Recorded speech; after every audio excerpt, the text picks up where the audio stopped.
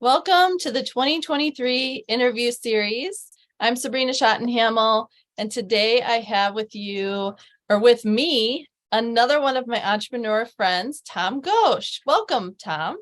Hi there. It's great to be here. Thanks for having me. Yeah. So, Tom, introduce yourself and let the audience know how we met. Sure. Tom Gosche. I'm a business strategist currently with GLM. We're an accounting firm. Entrepreneurial since 1995 or so, on and off with different things. Always doing some business strategy for business owners. I speak on those topics, and that's where we met, was engaging speakers. I'd have to say at least 10 years ago, maybe 12. And I'm just a huge Sabrina Schottenhamel fan. Had her come out to our Rotary Club and speak, and always love hearing what you have going on. And so thanks again for having me here. Oh, yeah. So I joined Toastmasters and Engaging Speakers in around March or April of 2013. So it's 10 years. Holy 10 cow. years. Yeah. So this year I'm celebrating 10 years as a speaker and overcoming my my fears of public speaking and speaking up. Great. Yeah, you do a great job. Your content is amazing. And you know what I really love is that I met you back then and have been able to watch you improve, just become more confident on stage, just have a little bit more authority with your ideas, which are awesome. I have a large cup of water it's an ugly glass. Large cup of water every morning. As soon as I wake up, I just gulp it down. And I believe I got that idea from you a long time ago. Not too cold, perfect temperature, gets you hydrated. I can actually see, you wake up with dry eyes. I can actually feel my eyes become wetter as I'm drinking the water. It just kind of wakes up everything. So, that is at least one thing I've gotten from you over the years that I do every day.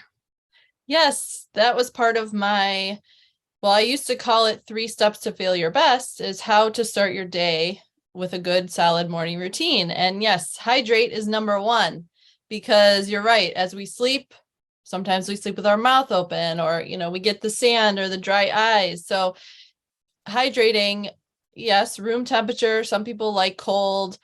I do room temperature first thing in the morning, at least 20 to 30 ounces. Then I usually do hot tea, and then I will still have coffee later on. But yeah, as long as you're setting yourself up for hydration early in the morning, it makes a huge difference. It really does. It's made a huge difference. And then just sipping, throughout the day. You've seen my ugly mug that I keep here. It's strictly for water. And I got a cover on it to keep it cold during the winter. So yeah, it's great stuff. Thank you. Wonderful. Yeah. So tell us a little bit about your business and how you got into that. Sure. So this is actually the first time I'm working for a company. I do sales and I do business development. So nothing has really changed except it's not my name. I'm not the G of GLM. I actually work for this company doing business development. But the reason why I do that now is when I was independent and helping business owners write their business plans and execute their business plans, I was working with people that are really good at what they do, but are terrible at promoting. So I had clients that included massage therapists, financial advisors, and CPAs and accountants are just notably bad at talking about what they do. They just talk about taxes and accounting and things like that, and not specifically what a good referral for them is. So I was working with single accountants and helping them put together their business plans. And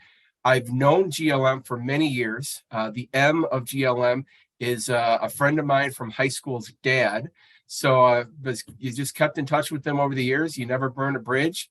And in 2016, they needed somebody to do some business development, which is what I did for, CPAs and accountants, and then came on board.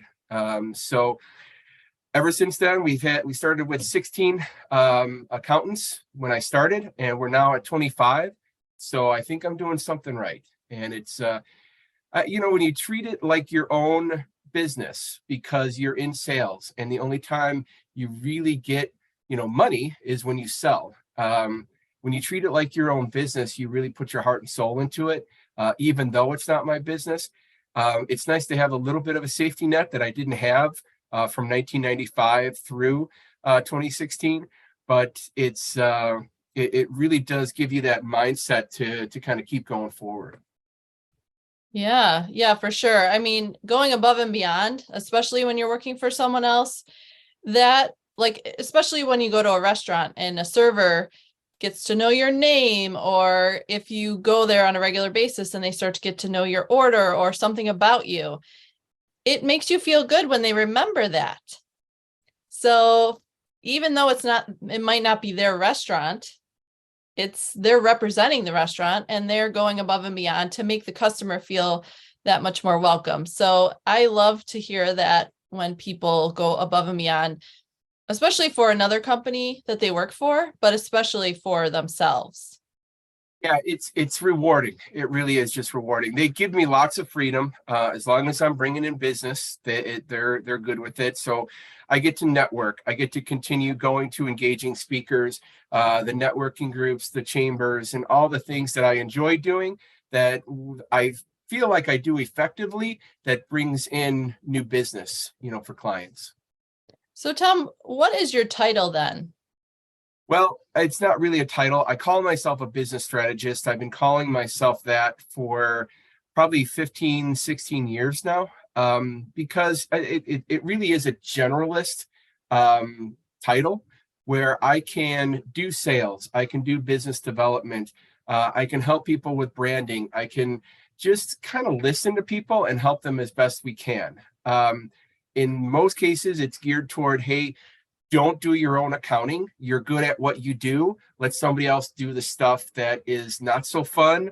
Or even if you enjoy the accounting as a business owner, not doing your own, so you have a different set of eyes. So it kind of geared toward that. So it's not really a title. It's more like just a state of mind of what I call myself. It's on my business cards, but it really is. It's just business development, and I focus on working with entrepreneurs that we want to be their first and only accountant. So it's usually somebody that's doing their own work right now. And I try to show them that, doing it themselves is not as cost effective as having, paying somebody to do it correctly and quickly. Mm-hmm. So good. I love that. Tom, I want to focus more on you now. Tell us a little bit about your passions. I've always liked networking. I first read a book called How to Master the Art of Sales by Tom Hopkins. Probably the most boring book I've ever read, but there was one little paragraph in there that said, if you meet with a group of people on a regular basis, you'll never have to make cold calls again. And at the time, it was probably 1997. I was probably making 100 cold calls a day to try to get appointments, to get to see the decision maker and all that other stuff. So when I read that little paragraph, I found an organization called BNI. I joined. I had no idea what I was doing. I was selling audio visual equipment, so I was business to business. And I was in a group that was more business to consumer. They were around, the home buying process. So the mortgage person, the realtor, things like that. And once I kind of figured out, with the help of mentors in BNI, that you have to find a group of people that work with the same type of clients, but don't compete. So I was selling audiovisual. I needed to meet with computer people. At the time, it was voicemail and, long distance services. Yes, we used to charge. They used to charge per minute for long distance services way back then. So office furniture, all that stuff. So once I got a group of those people, then my business really excelled. So I was able to take that, start working with BNI, and train other people to do those things. And that's what I love the most. In 2002, 03, I developed the brand system. of personal branding. And I've been speaking on both of those topics ever since then. It was right around that time. Gail Brown and I were kind of doing speaking engagements a couple of months apart from each other at the same chambers. And we decided we needed to network for those speaking engagements. And so Engaging Speakers was born 20 years ago. So I just, kept talking about those topics and, meeting with people and taking the business development approach of personal branding and showing that to others, business owners, salespeople. And what we found, and what's always been true, is that people buy from people, not from companies. And so no matter where you go, there you are, and you're trying to sell yourself, and that works out great. So I just love, I'm now one talking way too long, but you got me talking about my passion. So I tend to not shut up until I can't breathe anymore. That's okay. That's why I asked that question, because I love when people open up about their passions. And you mentioned Gail Brown and Engaging Speakers because that's how we met, but you're a co-founder. Is that correct? Yeah, both Gail and I, we were in a BNI chapter, or we were working with BNI, and like I said, we were speaking at Chambers of Commerce. She was speaking on a nutritional topic, and I would speak on branding and networking. And we were a couple months apart, and how do we share these contacts? And Engaging Speakers was a networking group for speakers that wanted to speak for free, just to promote their business. And it started out with a flyer. We had a quad fold. So it was a large piece of paper folded in four, and each person had their own topic, and there were 12 of us.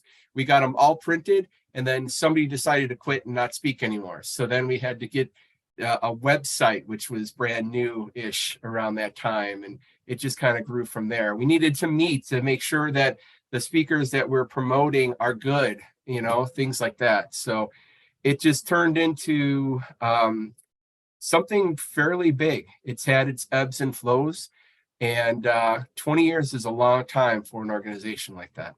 It is. And yes, this October 2023, we're having a big celebration lunch. Yep. It's October 20th, 2023. It's in Elk Grove at the Belvedere. That was one of the locations that we met on a monthly basis at some point during that time. It should be interesting. I found some old photos. I did find a young Sabrina Schottenhamel, one of her first profile pictures. But I found lots of other great things. I actually have a PDF of the first brochure that I will unveil to everybody and see who the original members of Engaging Speakers were. Wow. And you probably won't let us know until the day of the party, right? Yep, I'll be unveiling it then. That's so cool. Wow. I'm very excited. It's already on my calendar, and I will be there for sure. Yep. What is the first thing that pops into your mind that you're grateful for today, Tom? I've got an amazing family, and I very rarely not talk about them. So it seems like everybody has known them, especially 20 years of Engaging Speakers. 20 years ago, I had a 1-year-old, a 3-year-old, and a 5-year-old. And now you have to put a 2 in front of each of those, and they're all grown up. And they'll be done with college in May here of 2023, all getting their first jobs. And it's just been an amazing 20 years watching those 3 guys grow up. They've become their own entity. One is not like the other. They each have their own personalities. They have their own interests. And it's just been amazing to watch that growth and then be able to talk to people about it. And people ask about it, and they ask how the kids are, and they can't believe that they are 21, 23, and 25. It's just unbelievable. So my family pride. Being an entrepreneur, you do a lot of work, and you also don't want to miss out on the family and family time. So I didn't do many after hour networking events. I was a morning person. I wanted to make sure that I had time to, coach them or, help them in any way. So they're always in the forefront of my mind as I was trying to grow, business. Yeah. So important to remember as an entrepreneur to keep family first. Yeah, I mean, now I've got three amazing men that they're. I know that's what I tried to raise. It's just amazing men that respect not only women but everybody that have a difference in the world. One is going to be a physical therapist. One is going to be a high school math teacher and coach, and my youngest is going to be he's in computer science, and he's got a job lined up at Ace Hardware Corporate, doing some computer sciencey stuff. I don't know, but he loves it. Wow. Do you think any of them are going to be entrepreneurs in the future? Could probably not the teacher. I think he's kind of stuck in that realm, but I could foresee the physical therapist maybe opening his own, eventually once he kind of learns the ropes. And I really do have a feeling that the computer scientist is going to come up with something interesting and big in computers. So that could be something, more down the road. They've all kind of learned that networking thing. I think it was my youngest he's actually trying to find a corporate job. So with Ace Hardware, but he was finding that he was getting interviews at places where he knew somebody through LinkedIn, or he met somebody at a job fair who put in a good word here. So they're starting to recognize some of these things about networking that, yeah, you could be great at what you do, but if nobody knows you, you're not going to get ahead, in the world. And it's not like the networking is getting them the job. The networking is getting them the opportunity for the job, and putting their resume from the bottom and putting it to the top so that it gets looked at. And then once it's looked at, they look and say, oh, well, this person's very qualified, let's meet with them. And of course they all have my charming personality. No, they really actually all have their own personalities, but they can do a pretty good in-person interview. Wonderful. Yeah, that's what it is. It's all about who you know, making connections, and moving forward from there. Because especially with the digital age of applying online, you're just another resume that people can go through. For sure. Yeah, so it's Sure. really So important. having that personal touch, really does make the resume pop out. They look for it instead of it just being part of the churn. Yes. Yep, so true. Well, thank you so much, Tom. I want to ask one more question before we wrap up, and it's just, how can people find you and your company? Sure. Company is GLM. We're an accounting firm. We're looking for business owners that are currently doing their accounting and they don't want to do that anymore. We specialize in QuickBooks and can usually help people get QuickBooks online at a discount, as well as help them do their accounting. You can go to goglm.com. You can contact me directly, 630-675-8971. And my email is tomg@goglm.com. I'm on all the socials, so you're welcome to try to connect with me there. Still working on Instagram, but I'm getting there. I'm getting there. Well, awesome. And I will definitely put all of that information into the notes and description so that people can reach out to you and make their lives easier. Again, thank you so much, Tom. And it was we'll my talk pleasure. soon. This was a lot of fun. I appreciate it. Thank you. Hey there. Thank you so much for taking the time to watch my videos. Definitely hit the like and subscribe button and turn on your notifications so each time we drop a video, you'll be the first to notice. And also, I'd really appreciate this if you share this with a friend or family member and spread the word about my YouTube channel. Thank you. I love you. Mwah.